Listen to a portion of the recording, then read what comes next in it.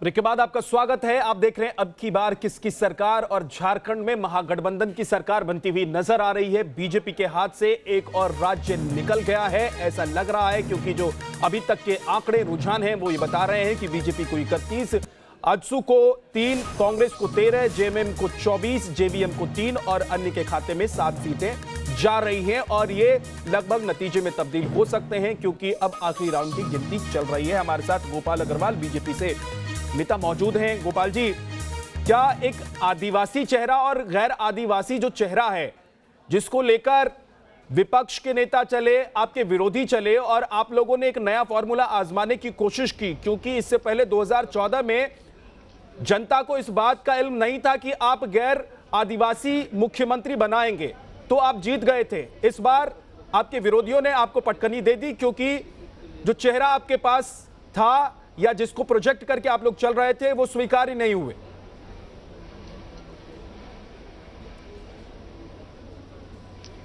नहीं, देखिए, यह एनालिसिस, पोस्ट एनालिसिस तो हो सकता है। कई कारण होते हैं हर वक्त जीत के हार के।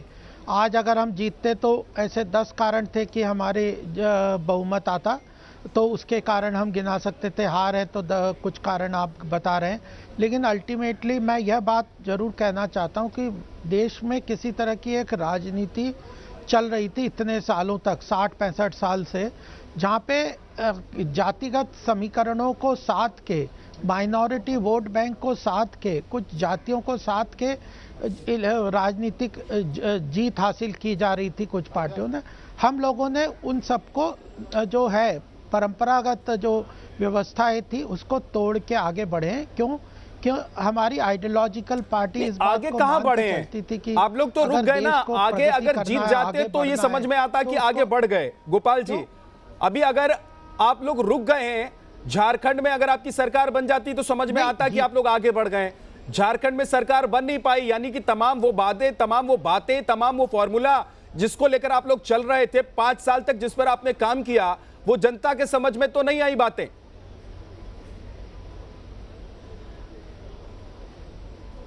नहीं, देखिए, जनता ये समझेगी, क्योंकि पहली बार 5 साल तक ऐसी सत्ता में पार्टी रही जिसके मुख्यमंत्री मजबूती से रहे। इसके पहले आप झारखंड का इतिहास देख लो या अन्य प्रदेशों का इतिहास देख लो, महाराष्ट्र जैसे तक में कोई भी मुख्यमंत्री 5 साल तक का अपना पीरियड भी पूरी तरह से पूरा नहीं कर पाए। दूसरा, उसमें भ्रष्टाचार था, छोटी छोटी, इतने माइनॉरिटी के लोगों को भी चीफ मिनिस्टर बना दिया गया। तो वह एक तरीके के किसी भी तरह सत्ता पे अपना अस्तित्व काबिज करने की राजनीति कर रहे थे। उससे फर्क हुआ है। तभी आप देखिए ना, केंद्र में, और जो आप राजनीति किस चीज की कर रहे हो, राष्ट्र के हित की कर रहे हैं या व्यक्तिगत पार्टी के ही केवल हित की कर रहे हैं? राष्ट्र के हित को ध्यान में रखते हुए पार्टी का हित भी ध्यान में रखना है। ठीक है सर। लेकिन पहले राष्ट्र, फिर पार्टी, फिर इंडिविजुअल। लेकिन राजनीतिक समीकरणों में कई बार उल्टा होता है तो उसका नुकसान आता है, लेकिन पार्टी उसको देख के आगे बढ़ेगी। लेकिन हमारे वोट बैंक बड़े हैं, ठीक है, हमारा सपोर्ट पेज बड़ा है। जो अपोजिशन, तमाम विपक्षी दल एक साथ आकर बीजेपी को हराने की बात हर प्लेटफॉर्म से कर रहे थे, झारखंड में विपक्षियों ने मिलकर बीजेपी को हराकर दिखा दिया है कि तमाम विपक्ष एक साथ है तो बीजेपी को हराना संभव है।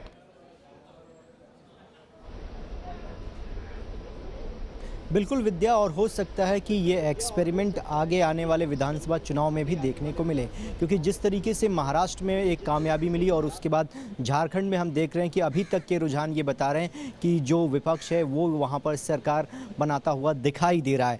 ऐसे में आने वाले दिनों में शरद पवार जिस बात को लगातार कहते हैं कि भारतीय जनता पार्टी को अगर हराना है तो सारी जो ऑपोजिशन की पार्टियाँ हैं उनको यूनाइट होना होगा, उनको एक होना होगा, और एक होकर हम भारतीय जनता पार्टी को रोक सकते हैं। तो महाराष्ट्र और उसके बाद झारखंड के नतीजे ये संकेत दे रहे हैं कि आने वाले दिनों में इस तरीके से सेंटर में भी एक यूनिटी बनाई जाएगी ताकि भारतीय जनता पार्टी को यहां पर रोका जा सके। फिलहाल जो नतीजे आए हैं वो भारतीय जनता पार्टी के फेवर में नहीं है। बीजेपी इसकी समीक्षा करेगी कि हार की कौन कौन सी वजहें रहीं, लेकिन आने वाले दिनों में जिन राज्यों में विधानसभा के चुनाव होने वाले हैं वहां पर बीजेपी चाहेगी कि किसी भी तरीके से जीत हासिल करे ताकि जो उसका दबदबा है वो बरकरार रहे। ठीक है, बहुत बहुत शुक्रिया इस पूरी जानकारी के लिए आपका। रवि सिसोदिया आपका भी बहुत बहुत शुक्रिया, और गोपाल अग्रवाल जी आपका भी बहुत बहुत शुक्रिया। एक छोटे से ब्रेक के लिए रुको।